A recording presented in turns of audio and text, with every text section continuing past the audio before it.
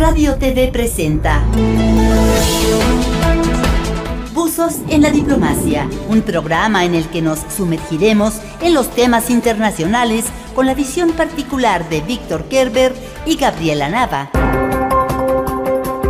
El panorama internacional, la política exterior de México y la agenda diplomática en un vertiginoso zambullido en compañía de dos expertos y apasionados de los temas internacionales. Buzos en la Diplomacia. Comenzamos.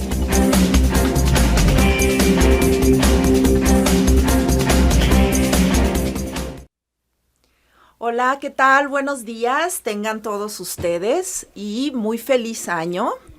Este es nuestro primer programa en vivo después de un pequeño descanso de casi un mes. Estamos muy contentos de estar de regreso. Yo soy Gabriela Nava y mi compañero Víctor Kerber acaba de llegar. Ya sabemos cómo puede ser el tráfico en esta Ciudad de México. Así que, hola Víctor, ¿cómo te va? Buenos Gabriela, días. ¿cómo estás? Buenos días. Sí, efectivamente, me tocó un poco de tráfico, pero felizmente estamos aquí. Aquí estamos ya listos para iniciando el año con una programación muy interesante. Pues esperamos que sí, que les resulte a ustedes también muy interesante. Víctor, vamos a hablar hoy de dos temas, pues que nos parecen importantes, ¿cierto? Así es. Bueno, por un lado, tuvimos hace unos días en la Cancillería mexicana, como todos los años, la reunión anual de cónsules y embajadores, que pues se reúnen con el propósito básicamente, o así se plantea, de establecer una directriz de análisis de la situación internacional, del quehacer de México en ese ambiente. Y se aprovecha mucho que están aquí por cuestiones de vacaciones los cónsules, embajadores, los diplomáticos mexicanos, para darles una especie de brochazo o de qué es lo que está pasando en su país, ¿no? De todo lo que está sucediendo en México y de cuál tiene que ser la política a seguir si es que existe esta situación. Así es. Y bueno, vamos a ver, vamos a abordar este tema, vamos a comentar con alguna profundidad los temas más importantes que se discutieron en esta reunión de embajadores y cónsules. Y también vamos a platicar un poco de un tema que ha surgido durante las últimas semanas en Alemania a raíz de una serie de acusaciones pues que se han hecho ante las autoridades por parte de mujeres que se han dicho atacadas sexualmente en distintas plazas, en distintas ciudades alemanas como Hamburgo, Düsseldorf y quizá de manera más saliente en Colonia. Esta es una situación pues interesante y también preocupante, ¿no? Porque pues todo parece apuntar a que por lo menos algunos de los responsables de estos ataques podrían ser personas que recientemente solicitaron asilo en Alemania bajo la política de la canciller Merkel de puertas abiertas. Entonces, bueno, vamos a comentar algunas de las implicaciones de estos incidentes. Entonces, bueno, ¿qué tal que arrancamos, Víctor? Sí, claro que sí.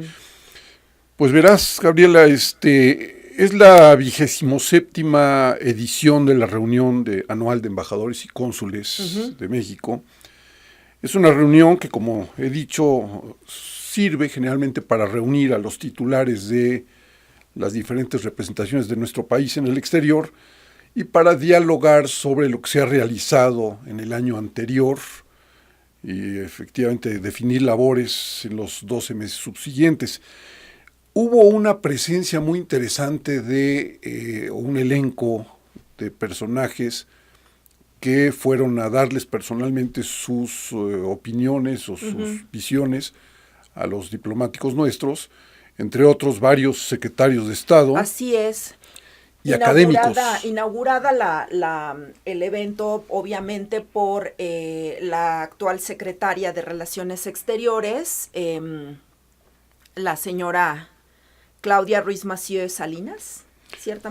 Exactamente, sí. Ella es la canciller y ella fue la que inauguró, me parece, el evento. Y como tú dices, hubo una presencia interesante de algunos secretarios de Estado, que de alguna manera, Víctor, no sé tú qué pienses, pero me da la impresión a mí que estos secretarios de Estado, estas personalidades públicas que fueron invitadas, de alguna manera representan lo que el gobierno o la presidencia de Enrique Peña Nieto hasta este momento considera sus logros más importantes y las áreas a las que piensa dirigir pues sus esfuerzos el resto del sexenio.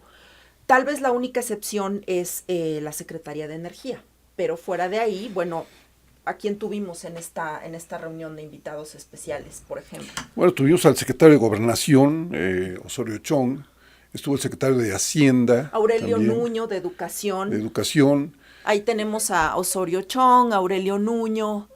Estuvo el secretario de Cultura, el nuevo secretario de Cultura, porque antes era con la Culta, ahora es Secretaría de Cultura. Sí. Tovar y de Teresa. Videgaray, por supuesto, el secretario de Hacienda. Me decía, y ahora sí voy a decir algo que me comentaron en los círculos que estuvieron ahí presentes. Dijeron, bueno, pues realmente no dijeron nada que no se ventilara en los medios. Uh-huh. O sea, sí explicaron cuál es la condición por la cual estaba atravesando el país. Tuvieron la suerte, se puede decir, de que en el ambiente de la reunión se diera el caso de la aprehensión o reaprehensión del Chapo Guzmán. Uh-huh. Entonces, bueno, pues eso se festinó como un gran logro de la política nacional y de la política de seguridad. Por cierto, ¿no? Gran logro la recaptura, pues, disculpe. Yo lo que cuestionaría mucho es, se veían verdaderamente ridículos los embajadores, los cónsules, los diplomáticos mexicanos cantando el himno nacional por la reaprehensión del Chapo. O sea, bueno, por favor, yo creo que como que de acuerdo es una situación que pudiera considerarse un tanto a favor del gobierno de Peña Nieto, pero no tanto como para poder tener a todo el cuerpo diplomático cantando el himno nacional como si fuera una causa uh-huh. nacional, como si fuera una emprendidura de la diplomacia mexicana, que pues, por cierto, pues también tiene sus asegúnes, ¿no? Pues mira, yo creo que más allá de este momento patriótico, en el que además el presidente insistió mucho, porque en su discurso inaugural se tomó varios minutos para enfatizar la cuestión de la recaptura del Chapo Guzmán. Pero independientemente de eso, la verdad, yo lo que me pregunto es, ¿cuál es la utilidad de una reunión de este tipo? Porque me sorprendería mucho, o sea, como se maneja en los medios, es que esta es una reunión para comentar sobre lo que se hizo en los últimos 12 meses y definir lo que se va a hacer en los siguientes 12 meses. Me llama eso la atención porque realmente parecería que el Servicio Exterior Mexicano es una organización muy desconectada que hace necesario traer a todos los embajadores y los cónsules a una reunión en la que se va a definir una política exterior para el año siguiente.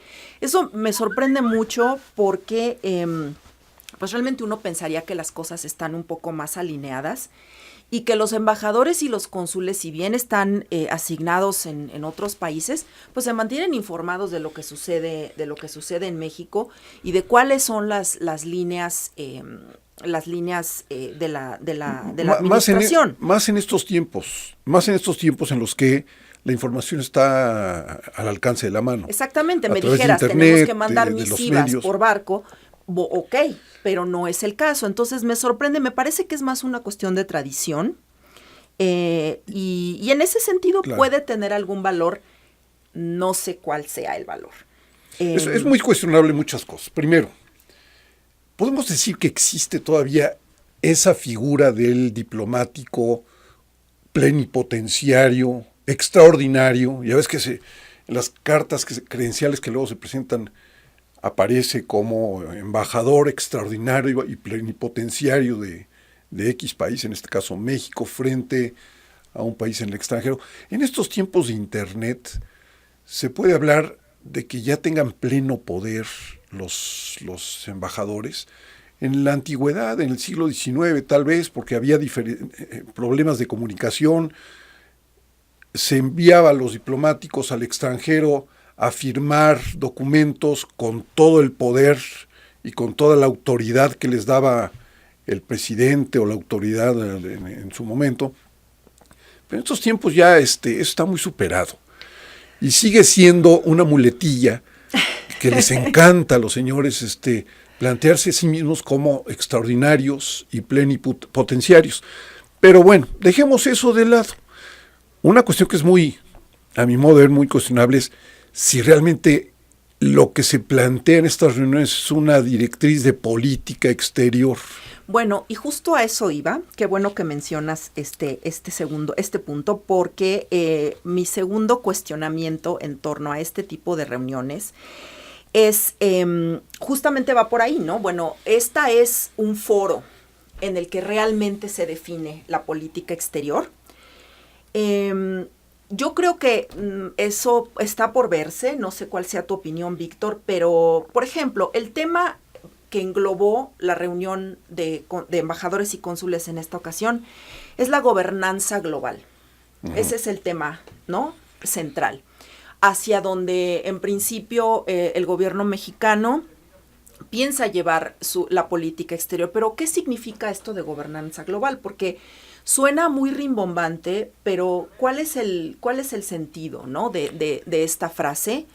Es una palabra, es un neologismo que, bueno, existe ya de unos 15 años para acá en la literatura política, y se refiere mucho al ambiente de administración, de estabilidad que se puede generar a partir de un gobierno, ¿no?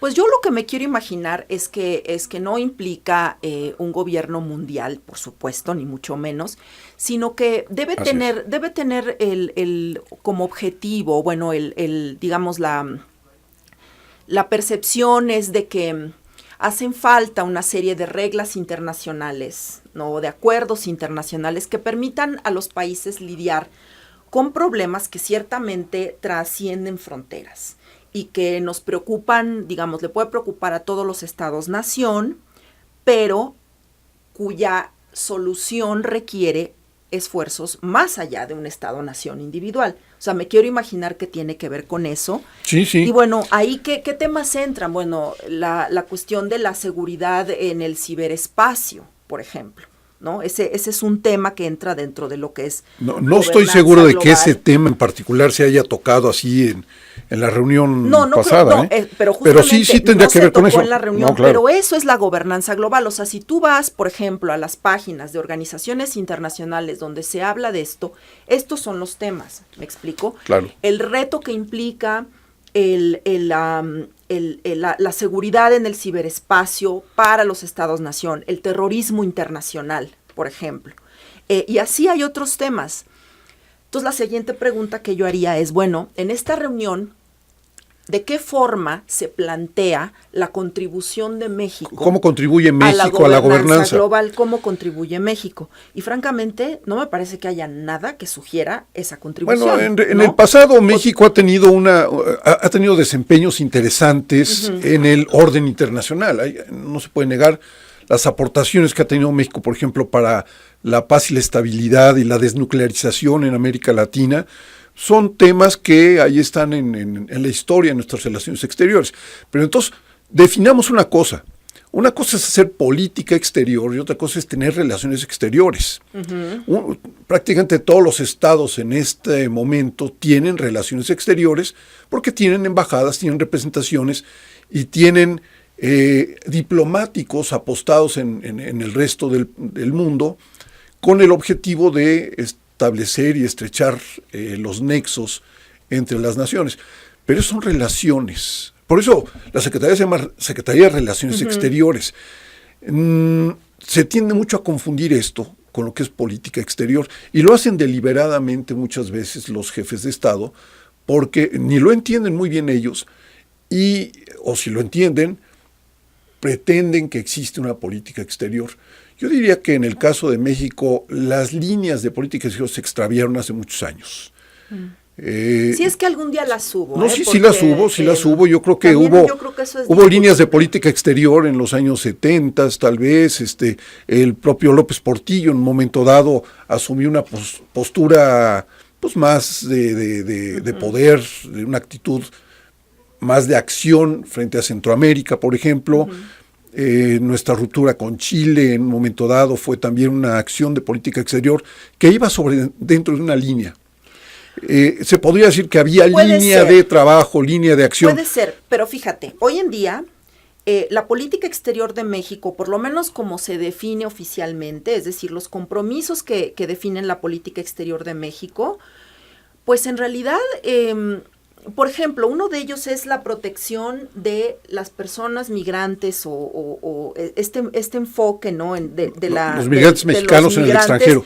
Que me imagino que se refiere a los migrantes mexicanos en el extranjero, pues porque ciertamente tenemos un problema gravísimo de migrantes que vienen de Centroamérica a México, a los que no necesariamente... Eso no es política exterior, eso no tiene que ver con la diplomacia mexicana, tiene que ver más con el orden interno, ¿no? De procuración de justicia, de regularización de las migraciones. Pero ¿no te parece que ese es uno de esos ámbitos más o menos transversales donde, o sea, lo que promovemos fuera de México lo aplicamos también aquí? Ahí es un asunto interesante.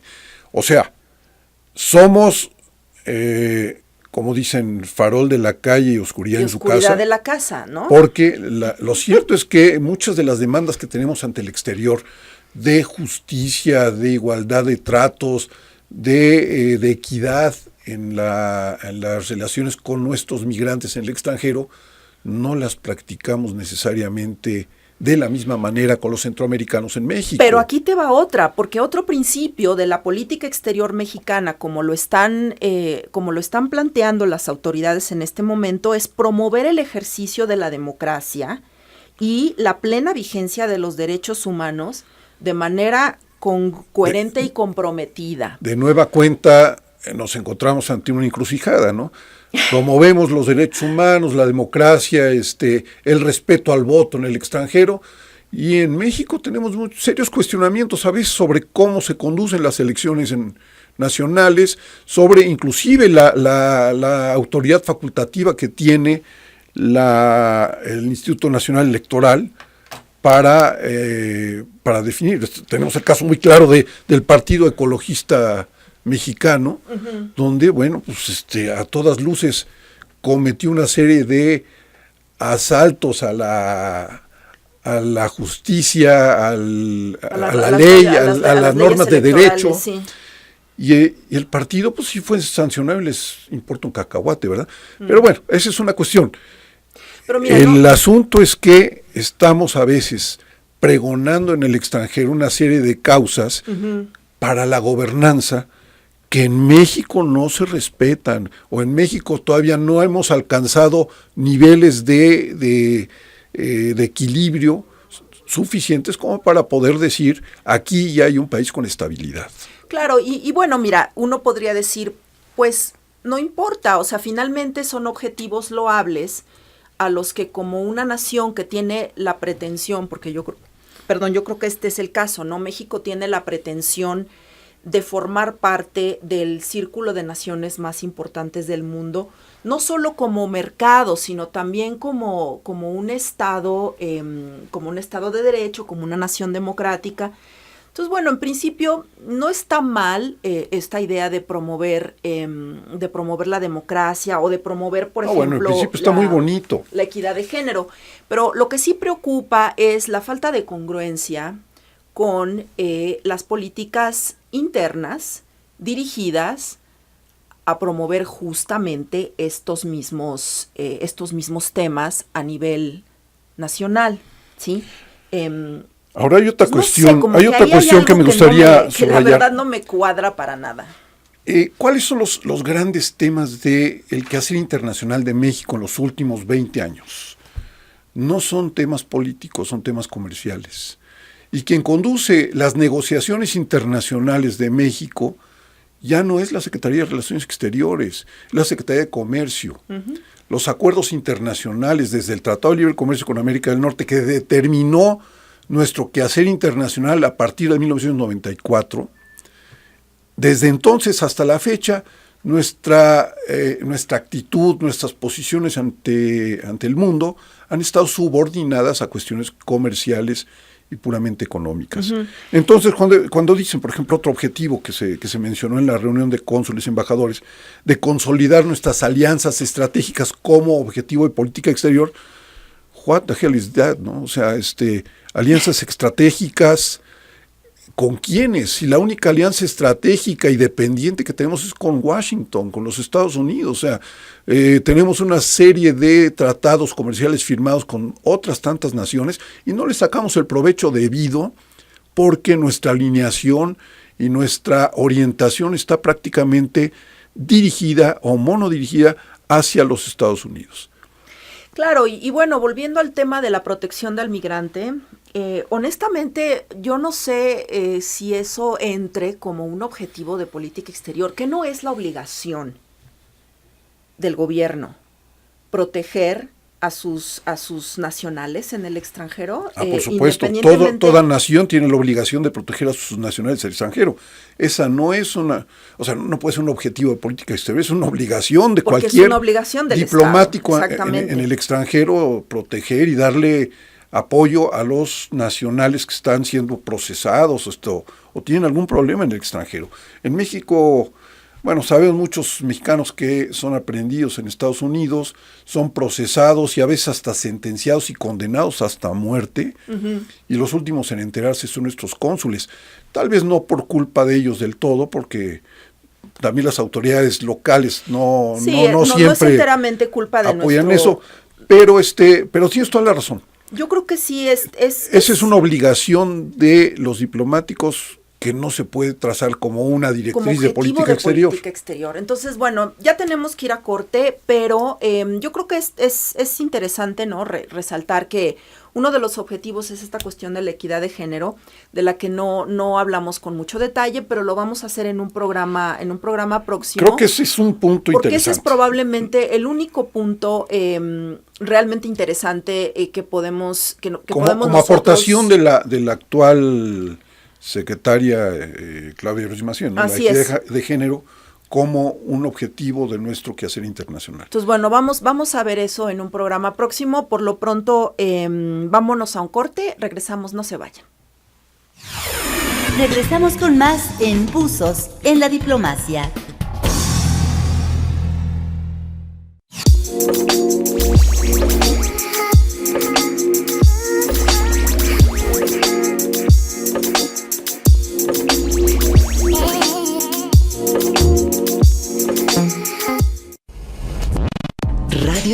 RadioTV.mx, transmitiendo en vivo desde el corazón de la Condesa.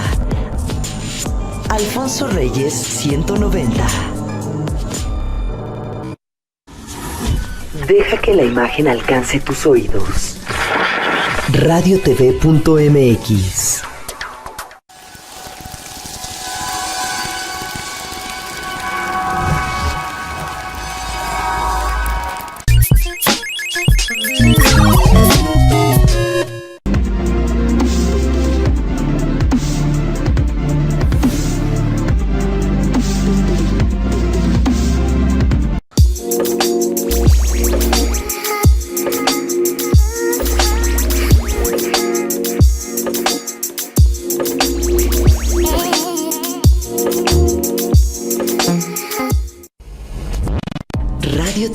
RadioTV.mx, transmitiendo en vivo desde el corazón de la Condesa.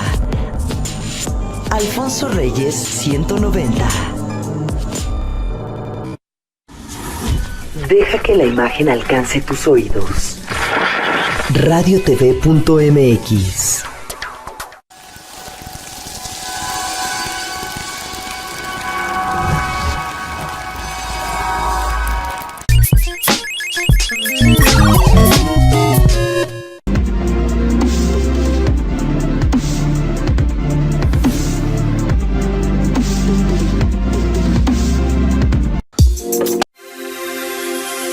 Víctor Kerber y Gabriela Nava continúan aquí, en Buzos en la Diplomacia.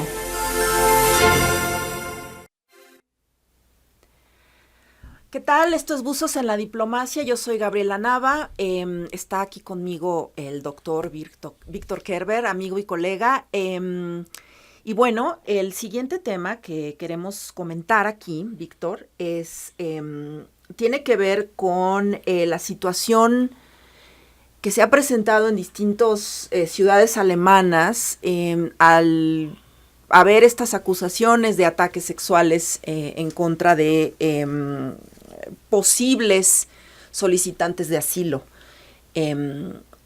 provenientes de países musulmanes, o por lo menos con apariencia africana o árabe. Eso es lo que se ha dicho en distintos foros.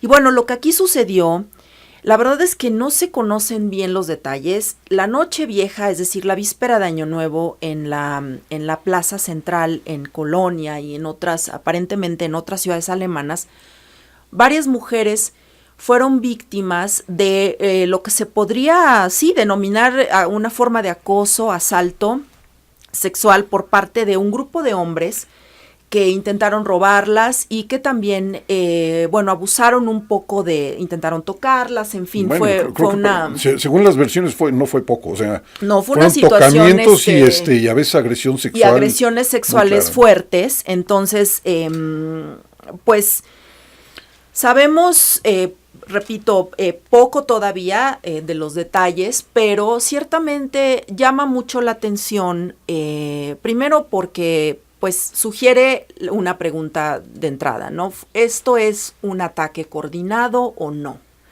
Dado que se dio en distintas ciudades más o menos al mismo tiempo, ¿no?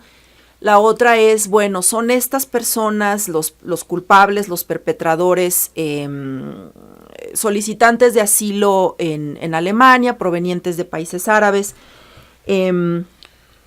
¿Cuáles son las implicaciones políticas si es que esto se llega a confirmar definitivamente? ¿Cómo puede reaccionar la sociedad alemana? ¿Cuáles son las implicaciones políticas? Yo creo que hay varios temas ahí. Lo curioso ahí es que se reportan estos incidentes, no son uno, no son dos, son muchos. Uh-huh. Se deja pasar un tiempo. No hay una investigación inmediata, una acción policial inmediata, aparentemente no la hubo. Más que nada el tema empezó a crecer en la opinión pública alemana a tal punto que, pues empiezan algunos movimientos, algunos grupos, tanto de extrema derecha, sobre todo estos, como otros grupos que apoyan la llegada de los refugiados sirios a Alemania, empiezan a movilizarse para ver qué tan cierto es lo que se está planteando. El caso se llevó hasta la propia presidenta Angela Merkel. Sí, quien ha hecho declaraciones recientes en torno a el cambio en la política de refugiados. Hoy estoy viendo en este momento que al parecer ya hay un fallo uh-huh.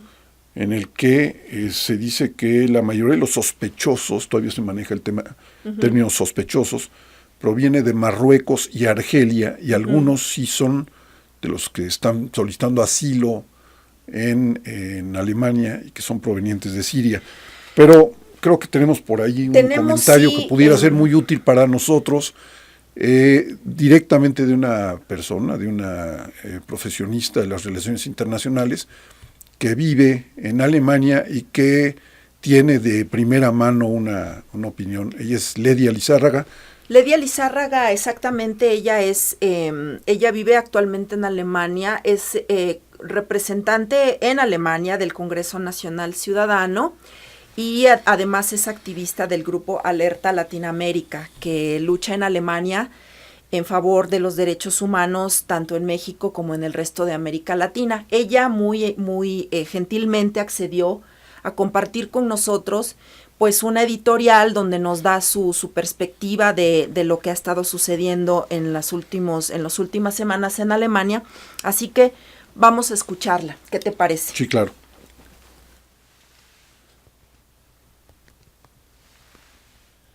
Lo que pasó realmente la noche del 31 de diciembre en Colonia, Alemania, sigue sin poder describirse hasta el día de hoy, como muchos quizás quisieran, como un ataque coordinado por parte de solicitantes de asilo, o de migrantes del norte de África o de ascendencia árabe hacia las mujeres que se encontraban en las afueras de la estación central o en la plaza pública a un costado de la Gran Catedral de Colonia. Esto ha provocado un ambiente de histeria, de desinformación y falta de confianza en las autoridades en un caso que ha ido escalando de manera escandalosa desde hace una semana, donde ya van más de 200 casos denunciados y que por lo menos ya tuvo el primer costo político en el país, la cabeza del jefe de la policía en Colonia, Wolfgang Albers. No existe aún una versión oficial por parte de las autoridades correspondientes, pero se sabe que en las celebraciones de la Nochevieja, un grupo de aproximadamente 1,000 personas, aparentemente alcoholizadas, formaron grupos o células, mobs, como se les conoce comúnmente, de entre 30 y 40 hombres, mismos que acorralaban a mujeres para robarlas y asaltarlas sexualmente. En un principio, fueron alrededor de entre 80 y 90 mujeres las que levantaron la voz denunciando haber sufrido tocamientos y agresiones sexuales por parte de hombres de apariencia africana o árabes. Otras se limitaron a decir que eran simplemente extranjeros. A la fecha van más de 200 casos denunciados. La respuesta tardía por parte de las autoridades y el reporte tardío también por parte de los medios solo han empeorado la situación. Estos hechos tuvieron lugar la madrugada del 1 de enero. El día 2 de enero la policía habló de robos y carteras y celulares solamente, y hasta el lunes 4 de enero se supo de los ataques sexuales y el número tan elevado de los mismos. Nunca se habló de las nacionalidades de los posibles atacantes o el estatus de los mismos. Hasta ese mismo día, después de especulaciones y de un mob mediático en las redes sociales. Hasta el día de hoy, 11 de enero, surge en los medios la teoría de un ataque coordinado, sin confirmarse aún, pues se sabe ahora con certeza que se dieron ataques del mismo modus operandi en otras ciudades como Hamburgo, Stuttgart, Düsseldorf. Pero hasta ahora las autoridades tienen identificados a 32 sospechosos, dentro de los cuales se encuentran 3 hombres de nacionalidad alemana, un americano y 22 solicitantes de asilo. Pero hasta el día de hoy no hay un solo detenido. Surgen muchas interrogantes acerca de este caso. Hay mucha confusión aún.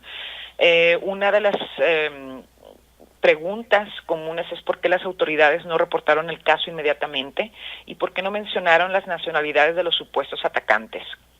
La teoría que existe es que el jefe de la policía en Colonia quiso proteger a los refugiados, evitando mencionar que se sospechaba que al menos 22 solicitantes de asilo estaban involucrados en los hechos, y así evitar ataques xenófobos por parte de los detractores de la política de Angela Merkel de puertas abiertas a los refugiados. Pero la estrategia aparentemente resultó contraproducente, pues la ciudadanía lo ve como que el gobierno está tratando de ocultar información y que quizás ya se habían dado casos como estos en el pasado. Y esto pues ha abierto la puerta a que grupos de ultraderecha se estén organizando, protestando y demandando políticas de endurecimiento hacia los refugiados. ¿Cuáles serían posiblemente las implicaciones políticas? Pues bueno, un año antes del flujo de refugiados hacia Europa, ya se podía observar un resurgimiento de la derecha en Europa, pero en Alemania también, basado en la supuesta islamización de Europa y el miedo de la sociedad alemana hacia la comunidad musulmana. Surgió un movimiento de ultraderecha llamado Pegida en la ciudad de Dresden, al este de Alemania, los cuales demandan el alto a la migración de países árabes y un endurecimiento a las políticas de migración en general. Este movimiento ha tomado fuerza a nivel nacional y con el caso en Colonia de alguna manera se legitimiza su movimiento y les abre la puerta a que se haga de más adeptos, partiendo del miedo, la ignorancia y el racismo que existen en muchos ciudadanos alemanes, que temen que jóvenes alemanes con ascendencia árabe o turca se radicalicen y mermen los valores occidentales y empiezan a querer aplicar la Sharia en territorio alemán. Con la llegada de más de 1 millón de refugiados, la percepción de peligro se ha agudizado. Angela Merkel podría perder su reelección en caso de que la busque de nuevo y en caso de que siga con su política de aperturas a los solicitantes de asilo. Ya partidos políticos como el AfD, que es de ultraderecha, podrían obtener más escaños dentro del poder, dentro del Parlamento.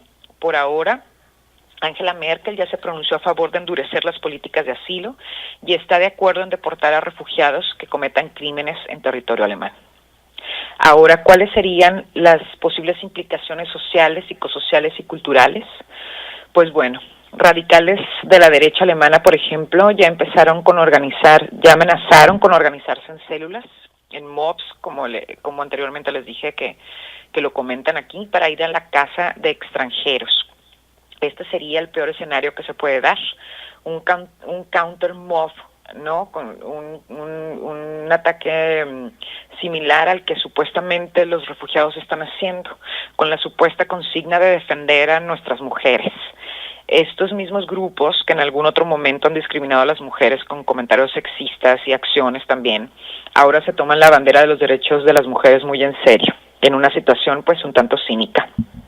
La política de asimilación o integración en Alemania es un tema muy importante y es una política que se estableció desde hace aproximadamente 10 años y es aplicable a toda persona que emigre al país, sin importar la razón o el estatus. Todo migrante debe aprender el idioma, la cultura alemana e integrarse al mundo laboral bajo las expectativas de que si el gobierno ya te facilitó el aprender el idioma y la cultura, pues no se debería de tener un problema para integrarse al mundo laboral en Alemania. Sin embargo, en la realidad, y después de este caso, los refugiados enfrentarán problemas como discriminación y racismo que va a dificultar la integración a la vida y a la cultura alemana, y por lo tanto puede causar nuevos retos hacia una comunidad que verá frustrados sus sueños de obtener un mejor nivel de vida. Esto puede derivar pues en más delincuencia y caos social. Culturalmente los alemanes tienen la percepción pues que los árabes incluyen a los turcos en el mismo grupo, aunque no sean árabes, debido a que son musulmanes, tienen diferentes valores no compatibles en la mayoría de los casos con los valores occidentales, donde se respeta poco a las mujeres, según la percepción de los alemanes, y donde consideran que todas las mujeres occidentales quizás nos ven como pues mujerzuelas, ¿no? Con otro tipo de moral, y por lo tanto pueden hacer con las mujeres lo que quieran, que tienden a ser más violentos debido a su religión, que se radicalizan y son un peligro para la sociedad y el país en general. Pero bueno, todos estos pensamientos están basados simplemente en estereotipos que los mismos medios promueven y solo producen pues más racismo, discriminación, haciendo más grande la brecha cultural que existe entre los alemanes, cristianos en su mayoría, y la comunidad de migrantes y refugiados que son musulmanes en su mayoría. Aunque el alemán, por la culpa del pasado negro que lleva a cuestas, no acepta abiertamente la tendencia nacionalista que existe en su cultura, ese elemento está presente, existe y ahora se percibe más que nunca. Los ciudadanos alemanes ahora demandan hechos, quieren el esclarecimiento de este caso y demandan seguridad, pues sin seguridad se pierde la libertad. El cómo resuelvan las autoridades y el gobierno alemán el caso de Colonia dependerá mucho en cómo se desarrollarán las cosas en el futuro cercano con el tema de los refugiados. Les mando un saludo afectuoso a Gabriela y a Víctor y a todas las personas que los escuchan. Gracias y saludos desde Alemania. Muy interesante, ¿eh? Y realmente puede esto ser un parteaguas en toda la política que se ha llevado a cabo en Alemania y en otros sitios de Europa de asimilación de los refugiados que provienen de Siria básicamente y que están llegando por oleadas a los países europeos.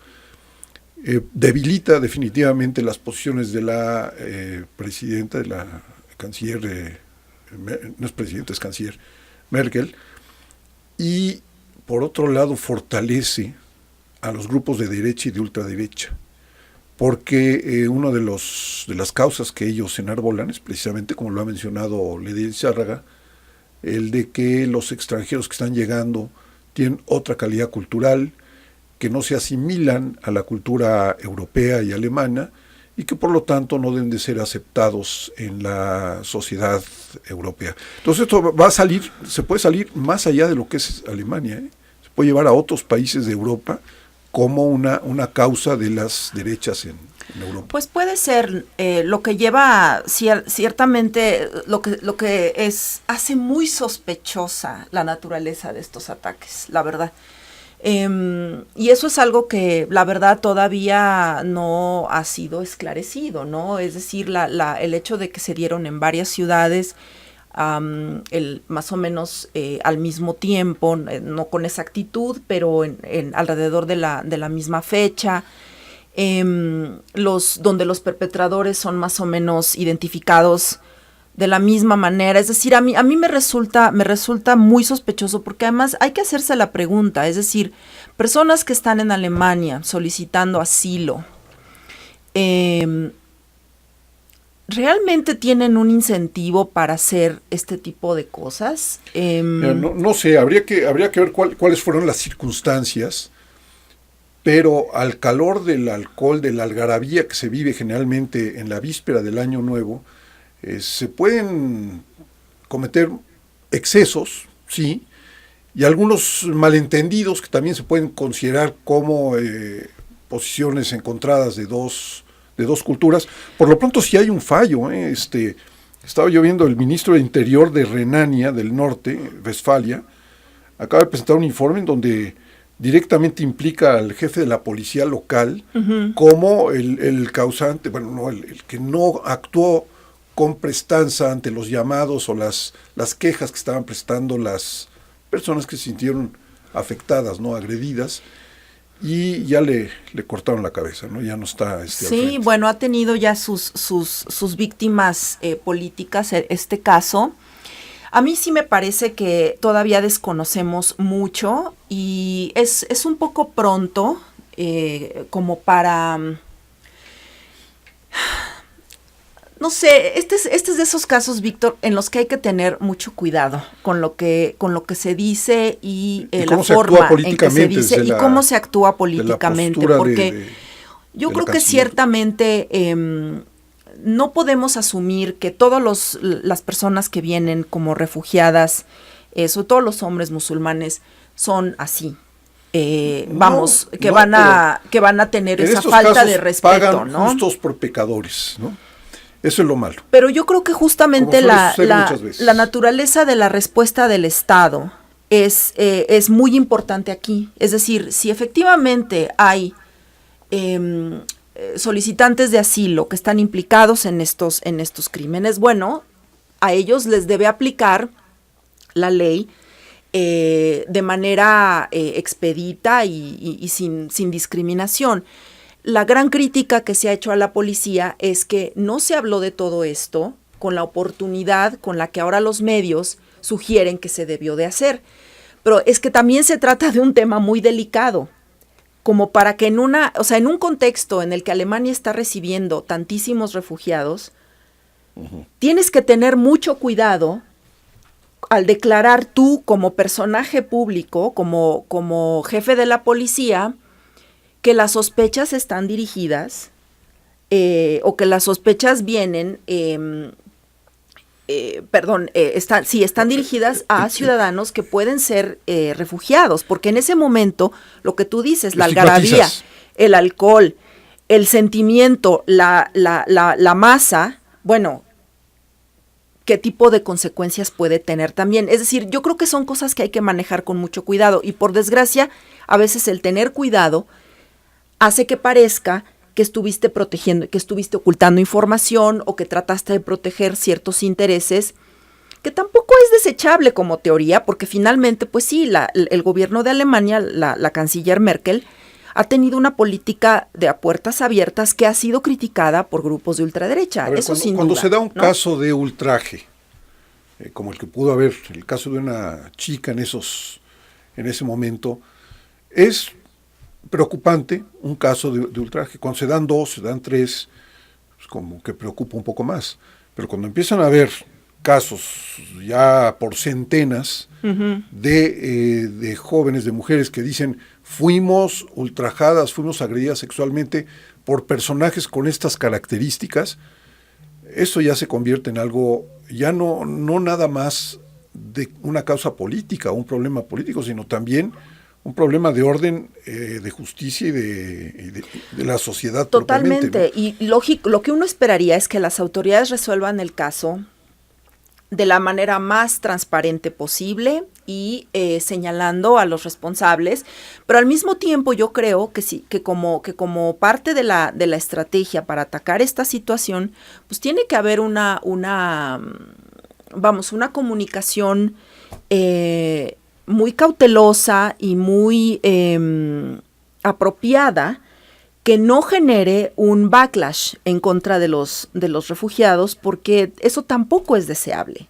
Finalmente, o sea, sí, hay personas que son culpables de estos crímenes y se les debe de castigar, pero eso no implica que todos los demás refugiados árabes, musulmanes, son,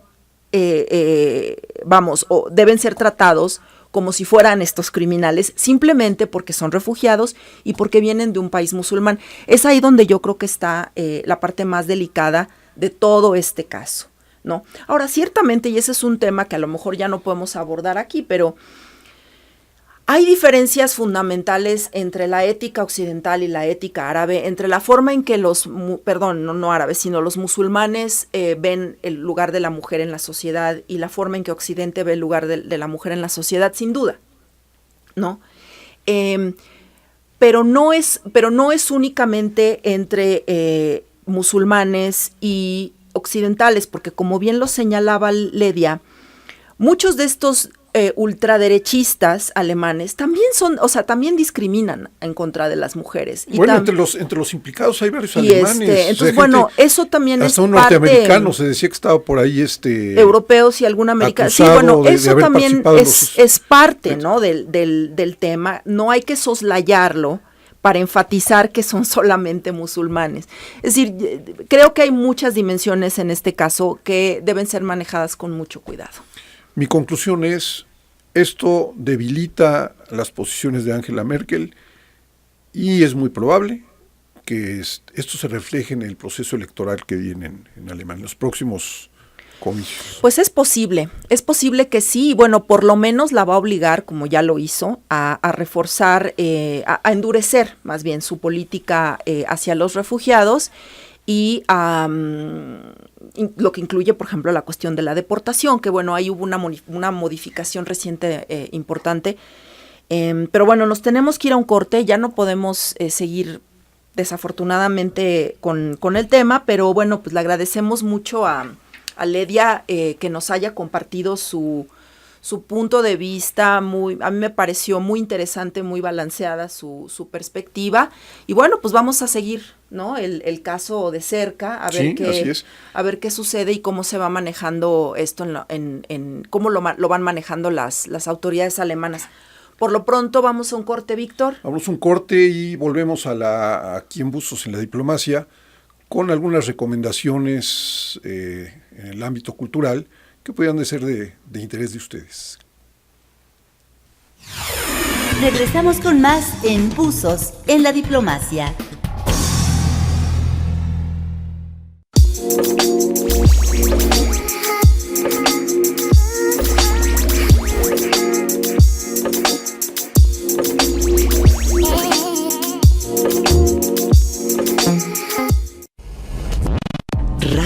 RadioTV.mx, transmitiendo en vivo desde el corazón de la Condesa. Alfonso Reyes 190. Deja que la imagen alcance tus oídos. RadioTV.mx.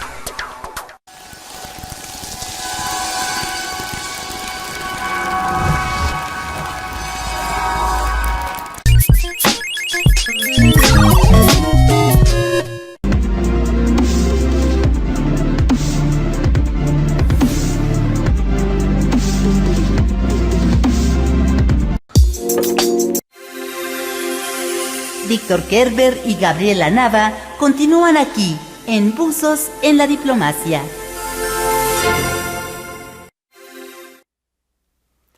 Bueno, pues ya estamos de regreso aquí en Buzos en la Diplomacia y tenemos con nosotros, como todos los martes, a Mónica Carreño, que nos va a platicar un poco de algunas recomendaciones culturales que ella ha identificado para todos ustedes. Adelante, Mónica, ¿cómo estás?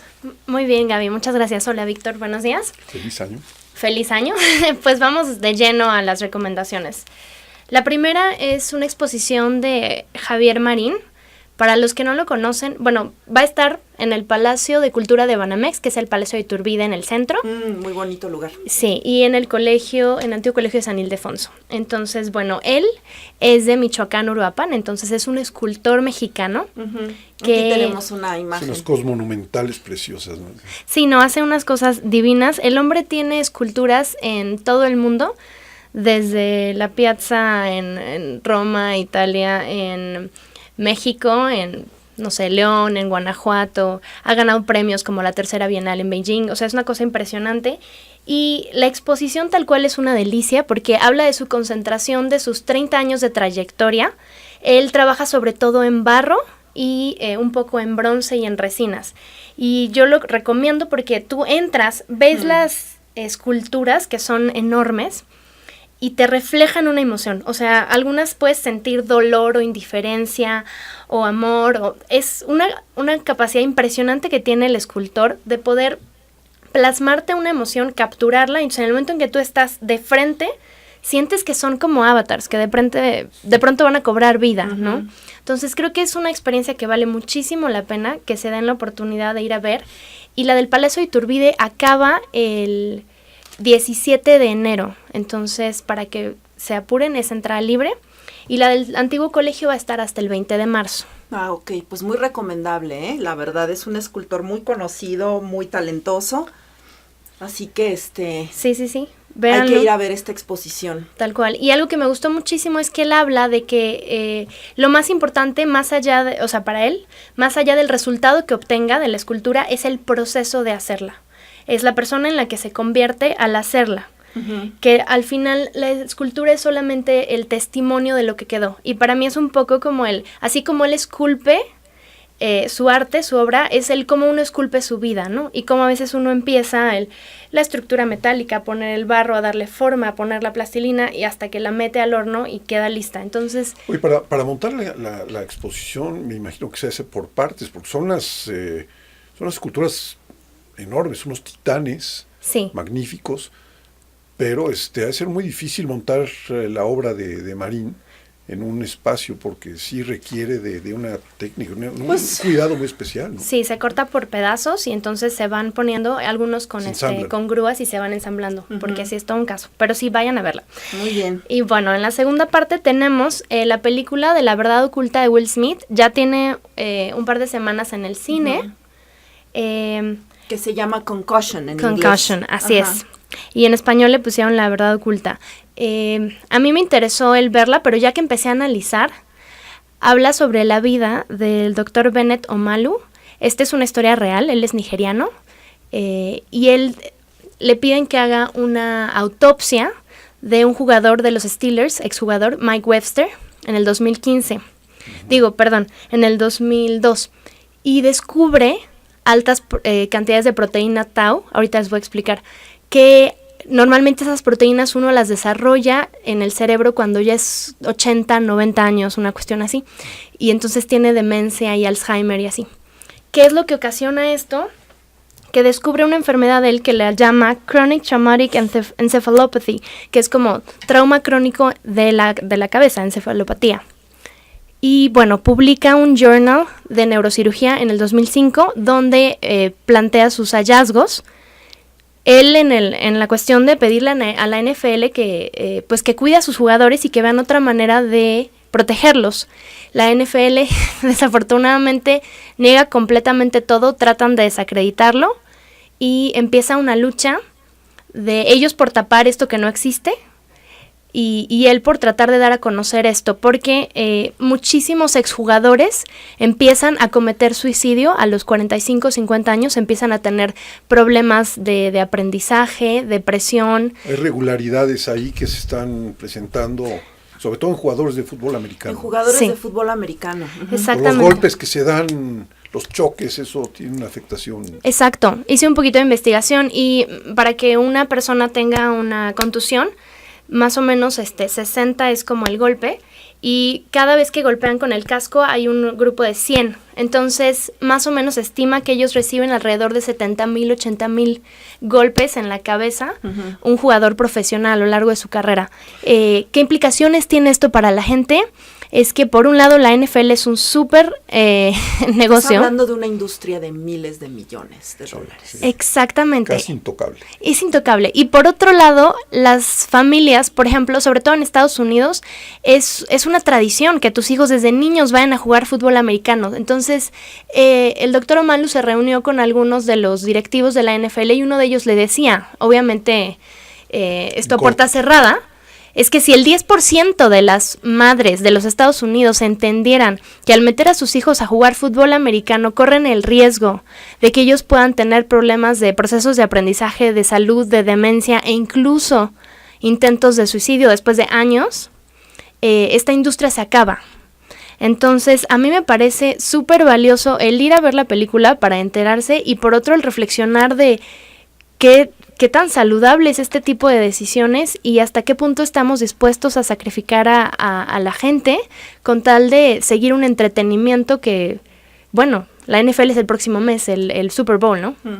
Pues es una lucha que se da, yo creo, además en distintos ámbitos, pero es una lucha que se da entre la sociedad informada y preocupada y esta gran industria que pues obviamente va a defender sus ganancias, va a defender el mercado que tiene, no va a ceder fácilmente. Exacto. Y bueno, yo creo que independientemente de esto, lo importante aquí es pues que exista información disponible, que sea veraz, y que haya conciencia de parte de los padres. Que haya conciencia de parte de los padres, de quienes deciden jugar fútbol americano. Exactamente. Un consentimiento verdaderamente informado que pues esté al tanto, ¿no?, de las consecuencias que esto puede tener, que no es enteramente nuevo, aunque la película lo maneja como un descubrimiento del doctor Omalu, pero estas anomalías me parece que ya habían sido detectadas en el caso de boxeadores.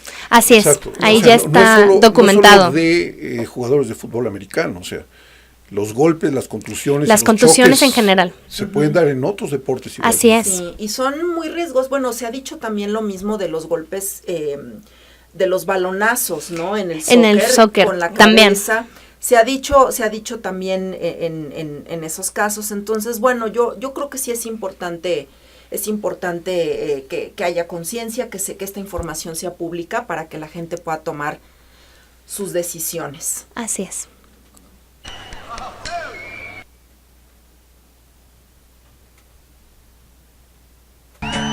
You can be me, and I'll drink all the time, 'cause we're lovers, that is the fact. Yes, we're lovers, that is that. Y bueno, pues no queríamos terminar este programa sin hacer un pequeño homenaje a David Bowie, que acaba de fallecer. Bowie, un grande de la música pop rock, un músico que ha influenciado a muchas generaciones de músicos y bueno, estamos todos muy tristes por su fallecimiento, pero bueno, pues lo que sucede en estos casos es que en realidad son inmortales porque su música está ahí para... Se va a quedar con nosotros. Deja grabado un disco que acaba de grabar en los últimos días de su vida. Así es. Que es así como algo ya para la posteridad, ¿no? Es algo increíble, que todavía estuviera trabajando, sabiendo que tiene cáncer, hasta el último momento siguió trabajando, produciendo. Y comentábamos, Mónica y yo, hace un rato que, bueno, dejó al parecer también un último video extraído de este último disco, en el que parece estarse despidiendo, ¿no?, de todos sus fans. Yo no lo he visto, pero bueno, es lo que se comenta. Y también una obra de teatro en Nueva York que alcanzó a escribir antes de. Y también lo que decíamos con Gaby, acordábamos que yo creo que uno de los grandes legados de David Bowie es que él fue una persona completamente auténtica, que rompió cualquier tipo de paradigmas y creencias y que nos deja ese mensaje a todos. Bien, pues aquí nos quedamos con David Bowie. Muchas gracias, esto fue Gustos en la Diplomacia. Gracias a Mónica. Gracias, Víctor. Gracias a Gabriela Muchas Nava. gracias. Por supuesto. Nos vemos el próximo martes a las 11 de la mañana. Muchas gracias. Y aquí los dejamos con el maestro.